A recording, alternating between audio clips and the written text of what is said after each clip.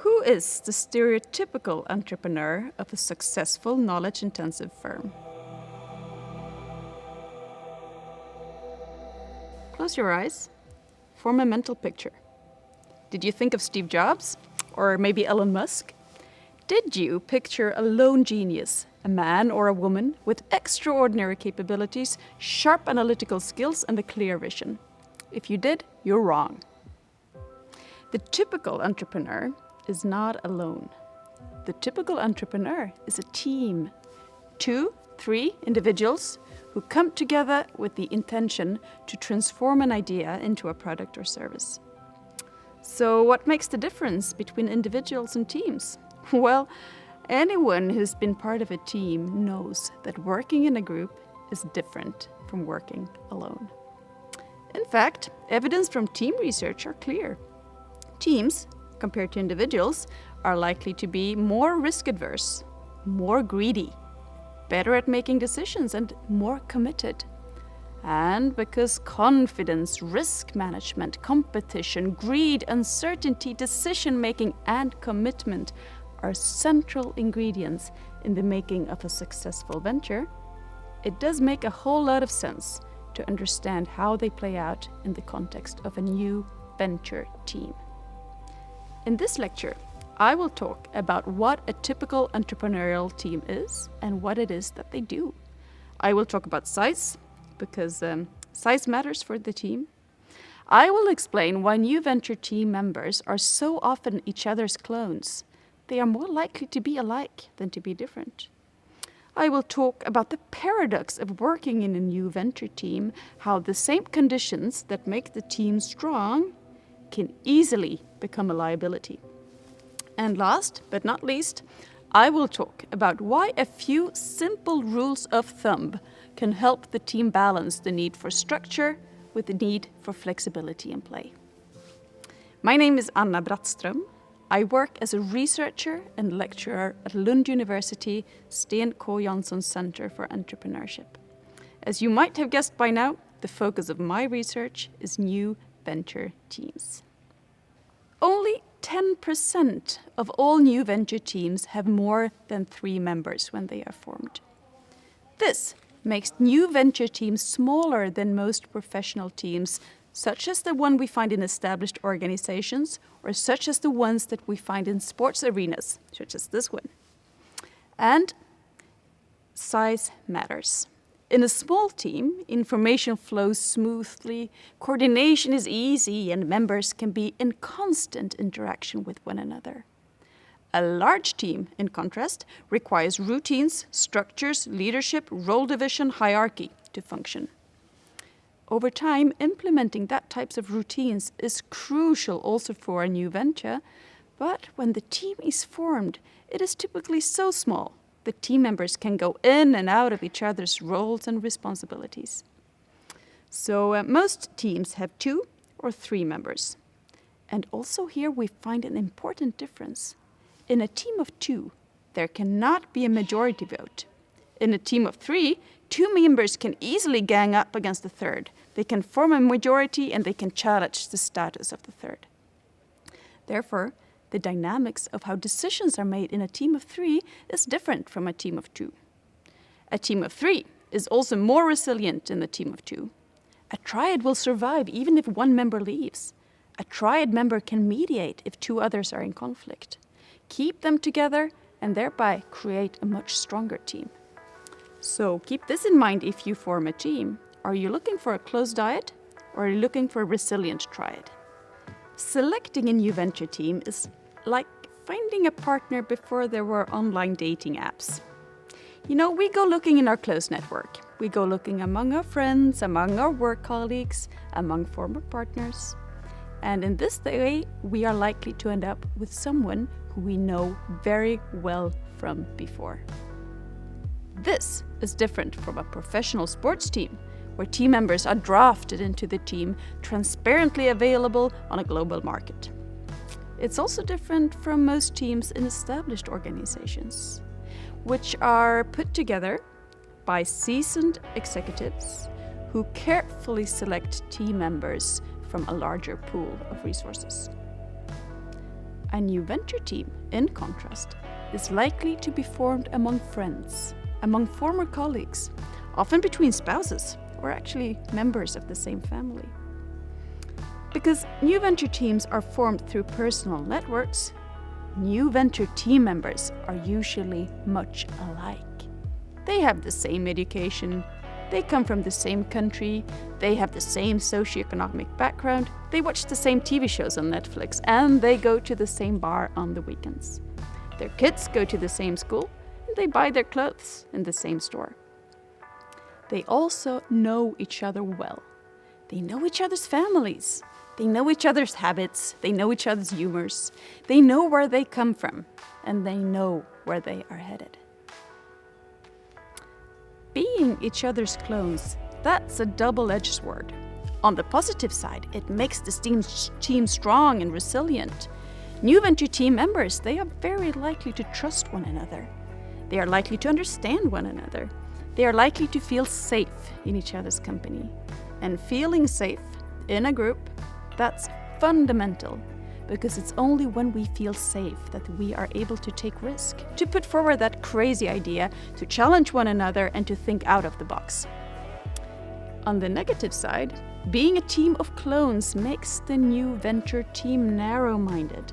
Innovation thrives on differences. It thrives on productive friction, on novel recombination of ideas and knowledge that previously has not come together. A team of clones does not make a whole lot of innovation. Also, a team where members know each other well is more likely to isolate itself.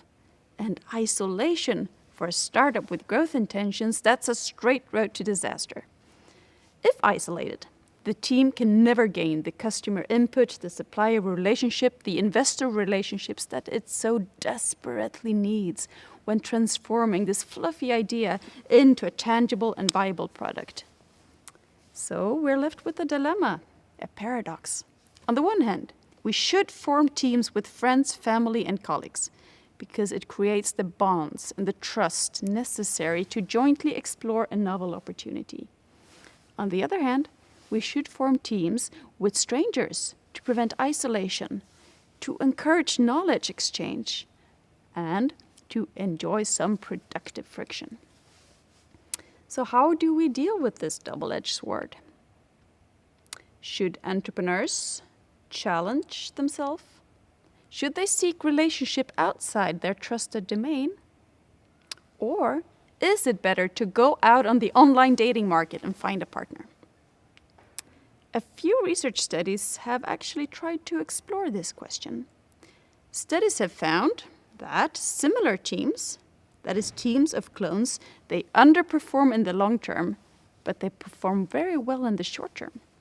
Others, they have suggested that a team with shared experience is always better than no shared experience. One particular study, they found that teams that have different functional backgrounds, but experiences of working together, they are more likely to succeed. So, in short, choose a partner with knowledge that is different from yours, but whom you know well and whom you trust. And that way, you can try to balance both.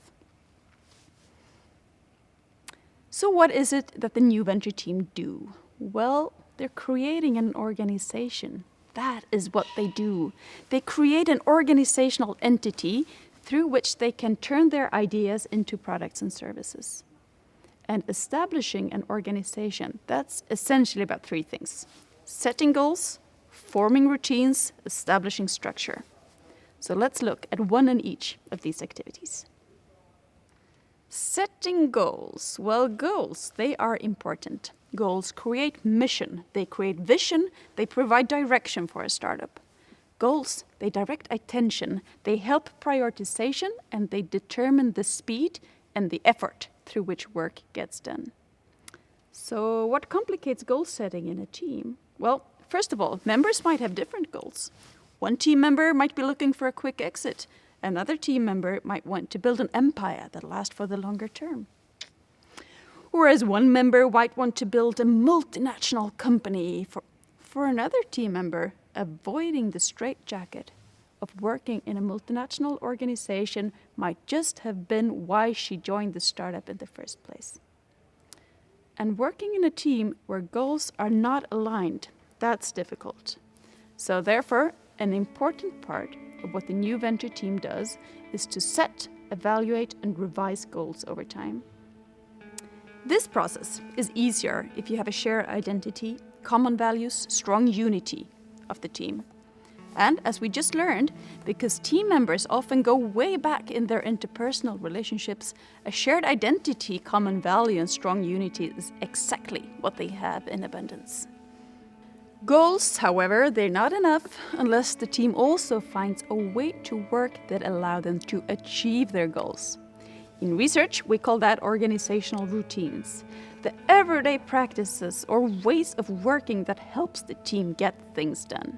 For example, finding a way to share and store information, having a systematic customer relationship management system, identifying the key performance indicators, setting a budget, accounting, you name it.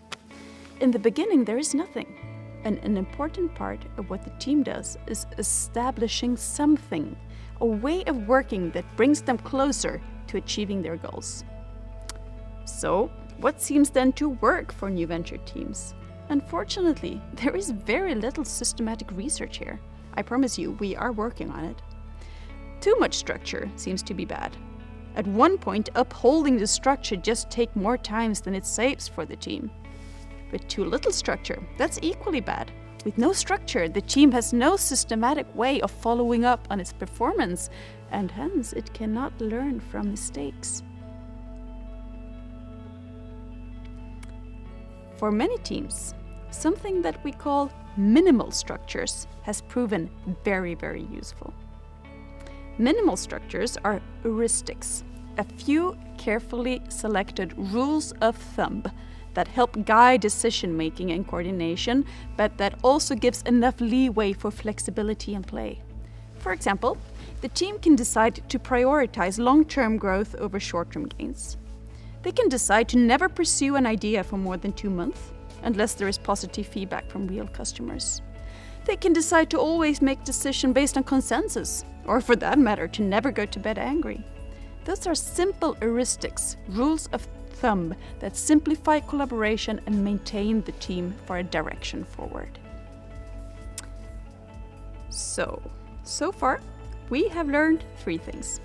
First, new venture teams are small social entities, composed of people that are likely to have a strong personal relationship with one another. Second, we learned that the smallness and the familiarity of a new venture team is both a strength and a weakness. It's a strength because it helps create trust, unity, coherence, safety for the team, and thereby it facilitates learning, knowledge exchange, creativity, and innovation. But it's also a weakness because it makes the team narrower in the range of competences and network contacts it covers. And it makes the team more inclined to isolate itself from unknown and unfamiliar others. And that's a tendency that can severely limit the team's chances for success. Third, we have learned that a team benefits from both goals and structures. Keep in mind that for a new venture team, a few rules of thumb can guide action and decision making. That's usually better than too much or too little structure. In the coming 2 lectures, we will talk about team development over time. What are the critical challenges that awaits the new venture team after it's been formed? And how can a team find ways to proactively deal with the tensions and the conflicts that emerges when a group of individuals collectively engage in an entrepreneurial endeavor into the unknown?